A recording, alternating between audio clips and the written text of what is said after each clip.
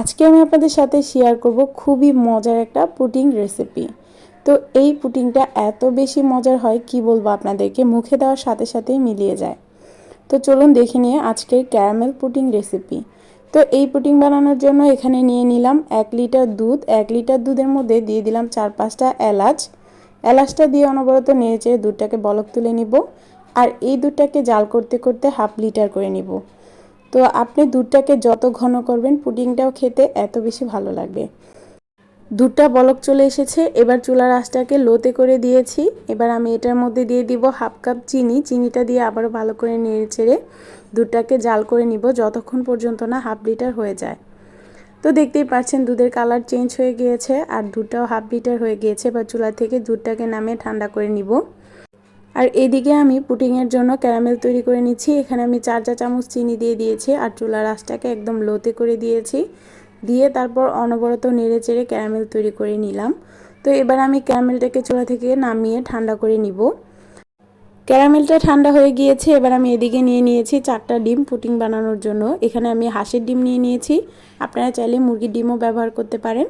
তো এবার আমি একটা ইলেকট্রিক বিটারের কাটার সাহায্যে এই ডিমগুলিকে কিছুক্ষণ ফেটিয়ে এটার মধ্যে দিয়ে দিলাম গুঁড়ো দুধ। এখানে আমি 2 চা চামচ গুঁড়ো দুধ দিয়ে দিলাম। গুঁড়ো দুধটা দেওয়ার ফলে পুডিংটা খেতে আরও বেশি মজা লাগবে। তো ভালো করে ডিম আর গুঁড়ো দুধটাকে মিশিয়ে নিয়েছি। এবার আমি এটার মধ্যে দিয়ে দিচ্ছি আগে থেকে জাল করে রাখা লিকুইড দুধ। দুধটাকে অবশ্যই ঠান্ডা করে দিতে হবে, গরম থাকা অবস্থায় দেওয়া যাবে না। তো দুধটাকে দিয়ে ভালো করে মিশিয়ে ডিমের সাথে এবার আমি আগে থেকে যে ক্যারামেল করে রেখেছিলাম সেই পাত্রের মধ্যে দিয়ে দিচ্ছি পুডিংয়ের মিশ্রণটা। অবশ্যই এই মিশ্রণটাকে চেলে দিতে হবে, চেলে দিলে পুডিংটা একদম স্মুথ হবে, এবড়ো থেবড়ো হবে না। তো এই তো এবার আমি চেলে দিয়ে দিয়েছি। এখানে আমি ছোট্ট একটা চালনি নিয়েছি, তো ওই সময় আমি ছোট নিয়ে নিয়েছিলাম, বেশি ওটা দিয়ে হচ্ছিল না। এবার আমি একটা বড় চালনি দিয়ে ভালো করে চেলে দিচ্ছি। তো অবশিষ্ট যে অংশটা আসে সেটাকে ফেলে দিব। আর এদিকে আমাদের পুডিং রেডি হয়ে গিয়েছে। এবার আমি এটাকে বয়েল করে নিব।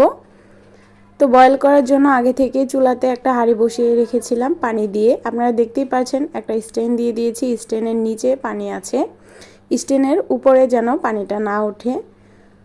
তো এই তো এবার আমি হাঁড়িটা বসিয়ে দিয়েছি, ফিরে আসব আধা ঘন্টা পর।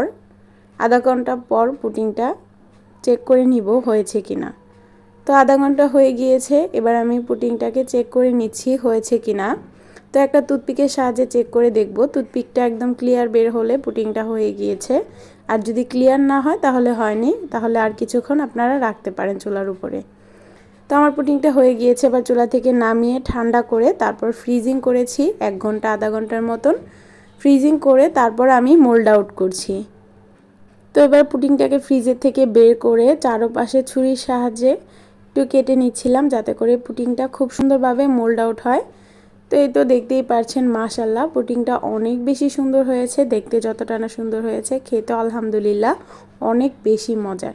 আপনারা অবশ্যই এই রেসিপিটা বাসায় ট্রাই করবেন, বাসায় ট্রাই করে আমাকে কমেন্ট করে জানাবেন। আমি আপনাদের কমেন্টের আশায় থাকবো। তো সবাই ভালো থাকবেন, সুস্থ থাকবেন। আজকের মতন এই পর্যন্তই। আল্লাহ হাফেজ।